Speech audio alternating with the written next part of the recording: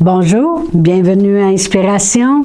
Eh bien, j'espère que vous avez aimé notre première capsule qui est pour le mois qui s'intitule Passons de l'autre bord. Et j'espère, oui, que vous avez aimé la première capsule parce que j'ai l'intention de vraiment approfondir ce sujet-là. Et vraiment, on a pris notre texte dans Luc 8 et dans Marc 4. Et je vais lire dans Luc 8 seulement aujourd'hui le texte sur lequel on se base pour Passons de l'autre bord. Alors vraiment, ça dit, un jour, Jésus monta dans une barque avec ses disciples. Il leur dit, passons de l'autre côté du lac. Et ils partirent. Pendant qu'ils naviguaient, Jésus s'endormit. Un tourbillon fondit sur le lac. La barque se remplissait d'eau et ils étaient en péril. Ils s'approchèrent et le réveillèrent en disant « Maître, Maître, nous périssons ». S'étant réveillé, il menaça le vent et les flots qui s'apaisèrent et le calme revint. Puis il leur dit « Où est votre foi ?» Saisis de frayeur et d'étonnement, ils se dirent les uns les autres « Quel est donc celui-ci qui commande même au vent et à l'eau et à qui ils obéissent? » Alors, on a vu dans notre première capsule avec ce texte et le même texte qui est prononcé dans Marc, que lorsque Dieu nous parle, lorsqu'il nous donne un ordre, lorsqu'on prend la parole de Dieu et qu'il veut, c'est parce que Dieu veut faire quelque chose. C'est parce qu'il a quelque chose à faire. C'est pas notre initiative, c'est pas nous qui avons le fardeau. C'est parce que Dieu nous le demande tout simplement un ordre parce qu'il veut faire quelque chose. Alors, c'est ce qu'on a vu. Mais aujourd'hui, lorsque je relis ce texte, et on va regarder une autre chose qui est arrivée lorsqu'il leur a dit « Passons de l'autre bord » et que là, il y a un vent qui s'est élevé, un tourbillon, l'eau rentre dans la barque, il réveille Jésus en panique et Jésus menace le vent et le tourbillon, la tempête, puis il leur dit ceci, « Où est votre foi? » Là, les disciples, ils regardent Jésus puis ils disent, « Hein? Quoi? De quoi tu parles? De quoi? La foi? » Vraiment, il dit, « Elle est rendue où? Votre foi. » Vraiment, les disciples ne savent même pas qu'eux-mêmes devraient être dans la foi. Il dit, vraiment, ce qu'il leur dit, c'est, qu'est-ce que vous regardez? La tempête ou ce que je viens de vous dire? Qu'est-ce que vous regardez? Que je suis en train de dormir et que l'eau se remplit dans la barque? Ou bien si vous regardez que je suis avec vous. Qu'est-ce que vous regardez? Les circonstances? Qu'est-ce que vous regardez? Où est-ce que vous avez placé vos regards? Lorsqu'il dit « Où est votre foi? » c'est... Là, ils sont là. « Hein? Quoi? La foi? Hein? » Ils sont tous étonnés. Et puis là, ils regardent Jésus apaiser la tempête. Ils comprennent rien. Mais vraiment, ce qu'il leur dit, c'est... Dans la Bible, le message, il dit « Pourquoi ne pouvez-vous pas me faire confiance? » La Bible, le message dit « Pourquoi ne pouvez-vous pas me faire confiance? » Quand il dit « Où est votre foi? » Autrement dit, je vous ai parlé. Même si je dors, je suis avec vous. Vous avez vu comment je prends soin de toute situation. Ne pouvez-vous pas me faire confiance? Où est votre foi? Ils ne savent pas que faire confiance à Dieu.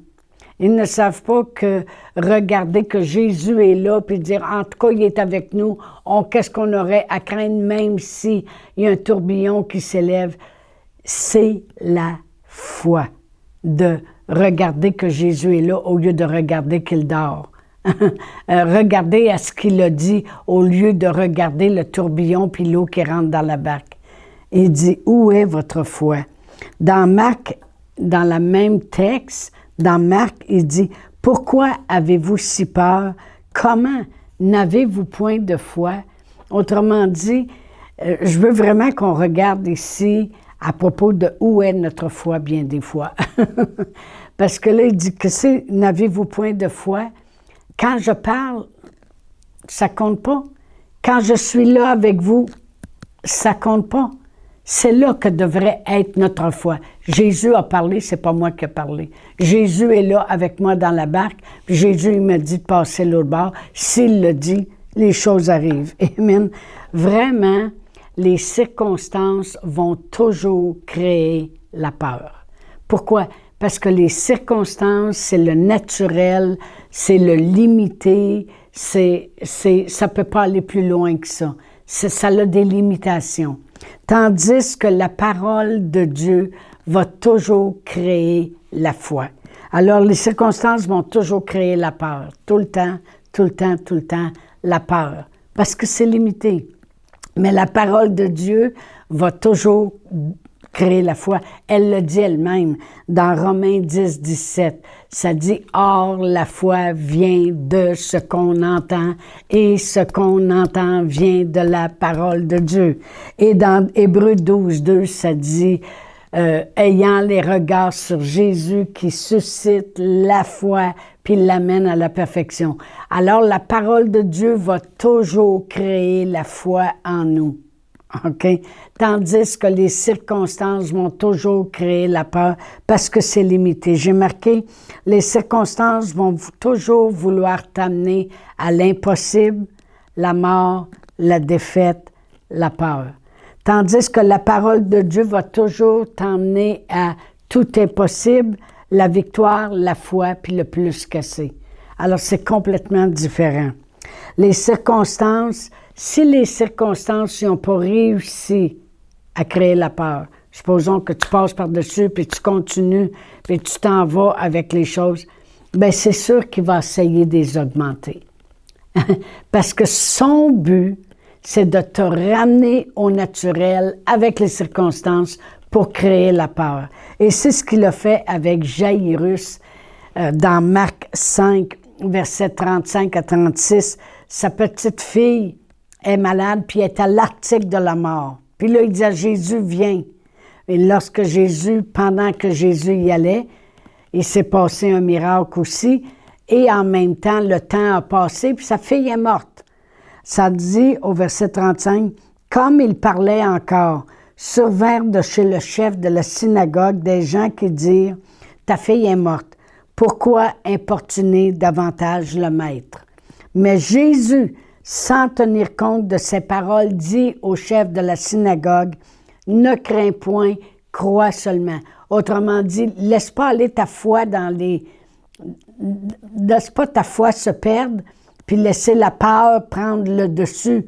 Laisser les circonstances amener la peur. Tu étais dans la foi quand tu es venu me voir avec ta petite fille qui était à l'extrémité. Laisse pas les tourbillons, laisse pas le vent, laisse pas rien. Tu voulais faire passer ta fille de la mort à la vie. Tu voulais qu'on passe l'autre bord. C'est pour ça que tu es venu vers moi, pour que ça passe l'autre bord. Laisse pas les tourbillons, laisse pas le vent, laisse pas les circonstances s'élever pour venir. Fait qu'il dit, ne crains point, crois seulement. Autrement dit, on a vu dans notre première capsule que quand ils ont réveillé Jésus, immédiatement, Jésus il a pris soin de la tempête. Bien, encore là, dans cet exemple de la parole de Dieu, que l'ennemi a augmenté les circonstances. Voyez-vous, les circonstances que sa fille est malade, peut être à l'article de la mort, lui ont pas amené la peur encore. Ça fait que par la foi, il va vers Jésus, puis Jésus dit, j'irai, puis je vais la guérir. Viens-t'en. Jésus, il s'en allait avec lui. Mais entre-temps, il s'est écoulé du temps, puis sa fille est morte. Pourquoi? Parce que le Satan, s'il voit qu'il n'a pas réussi à créer la peur, il va essayer d'empirer les choses, empirer la circonstance. Puis Jésus s'est dépêché de le regarder, puis il dit, je ne veux pas te demander à toi où est passée ta foi, là. Ta foi est là, ne crains point, crois seulement, reste dans l'état de foi que tu étais. Alors, immédiatement, Jésus il a pris contrôle de la situation.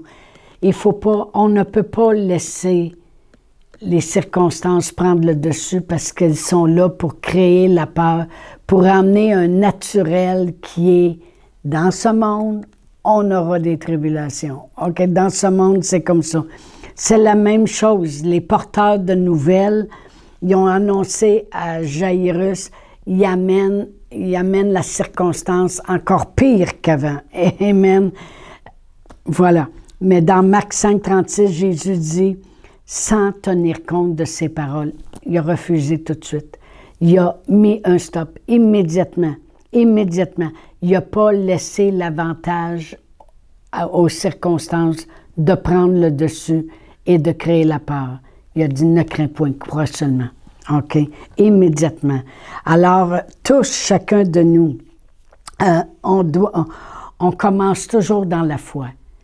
Quand on commence à prendre la parole de Dieu, quand on commence à prendre des Écritures, à obéir à la voix qu'on a entendue dans notre cœur, à obéir à ce qu'on sent que Dieu nous parle dans sa parole. Lorsqu'on commence, on commence toujours dans la foi. Qu'elle soit petite ou grande, on commence dans la foi. Parce que s'approcher de la parole de Dieu pour vouloir l'apprendre, c'est déjà la foi. La foi dans ce qui est écrit. Alors, on commence dans la foi. Au départ, c'est toujours calme. Parce qu'on a vu que dans l'histoire, notre histoire de base, que Jésus a dit « passons de l'autre bord », quand il a pris autorité sur le vent, ça dit « et le calme revint ». Ça veut dire que le calme était là au départ. Ça veut dire que quand je prends la parole de Dieu, j'ai une assurance à l'intérieur de moi. Puis là, Dieu dit « par les meurtrissures que Jésus a souffert à la croix, tu es guéri. » Il y a un calme qui est là. Mais comme je pars pour pouvoir passer de la maladie à la guérison, pour passer de l'autre bord, il y a des tourbillons qui vont s'élever, il y a toutes sortes de symptômes même que l'ennemi peut créer pour dire « regarde, tu n'es pas guéri. » Amen. Mais avant que la foi s'en aille, je ne sais où, il faut prendre immédiatement contrôle. Alors, des fois, quand les tourbillons essayent de s'élever, puis ils commencent à vanter, ils commencent à avoir des circonstances qui s'élèvent, il faut tout de suite, immédiatement. Chacun de nous, on commence dans la foi petite ou grande. Chacun de nous, au départ, c'est calme. Chacun de nous va expérimenter des tourbillons. Pourquoi? Parce que l'ennemi ne veut pas que tu passes du point A au point B. Il ne veut pas que tu passes de la maladie à la guérison. Il ne veut pas que tu passes l'autre bord. Il sait que Dieu est avec toi lorsqu'il te dit quelque chose, puis que Dieu veut faire quelque chose. OK? Alors, on doit immédiatement prendre soin avant que la tempête s'élève. Comment on fait ça? En prenant la parole de Dieu. Tout de suite, on retourne au calme qu'on avait lorsqu'on a commencé. En gardant nos yeux sur Jésus, c'est lui. C'est Jésus qui est avec nous. Ça dit, ayant les regards sur Jésus qui suscite la foi et l'amène à la perfection. C'est Jésus qui est avec nous. Il veut faire quelque chose parce qu'il a fait quelque chose à la croix, puis il veut nous emmener l'autre bord. Amen. Et immédiatement, en n'acceptant pas les circonstances, en prenant autorité. En prenant autorité comment? Seigneur Jésus, je prends autorité sur ce qui s'élève contre moi présentement, Seigneur, puis je parle calme au nom de Jésus et je réclame ce que la parole de Dieu dit. Amen. Sinon, on va se demander où est passée notre foi. Comme Jésus, lorsqu'il regardait les disciples, il a dit, où est votre foi? Votre foi est rendue où, là? Elle est rendue dans les circonstances? Bien, il nous dirait la même chose. C'est pour ça que les gens viennent à moi des fois puis ils disent « Ah, je ne devais pas être dans la foi, je pensais que j'avais la foi, puis je n'ai pas la foi comme une telle personne, puis pourtant, il me semble que j'étais dans la foi. » Vraiment, j'ai envie de dire où est passée votre foi? Est-ce qu'elle est passée dans toutes les circonstances qui s'est élevées ou dans le temps que ça prend pour passer de l'autre bord? Parce que le commandement était là. Si Dieu dit quelque chose, quand il dit la chose, elle arrive. Alors, lui, il veut te faire passer l'autre bord. Il est dans la barque, puis il n'a pas débarqué de la barque encore. Amen. Alors, c'est très important de demeurer dans la foi, en ce qu'il dit, en sa parole. Je vais finir avec un petit écrit que j'ai écrit. J'ai marqué « Les circonstances veulent étouffer ce que la parole de Dieu veut produire. Les circonstances sont l'outil que l'ennemi prend pour nous nuire. Résister aux circonstances, c'est résister à l'ennemi qui devra fuir. Puisqu'il nous dit de passer de l'autre bord et d'obéir, c'est qu'il veut produire des miracles et nous bénir. Alors vraiment, demeurons dans la foi. Amen. Alors je vous dis à mercredi prochain pour Passons de l'autre bord. Chantal Paulus est avec vous tous les jours du lundi au vendredi sur Facebook et YouTube. Vous pouvez écrire à Chantal en privé sur Messenger. Si vous avez manqué une capsule, retrouvez-la sur la section vidéo de Facebook ou sur YouTube si vous désirez faire un don par Interact. Voici l'adresse courriel capsule.inspiration au pluriel @gmail.com. Le mot de passe est inspiration au pluriel. Vous pouvez aussi faire un don par www.eslr.org/dons.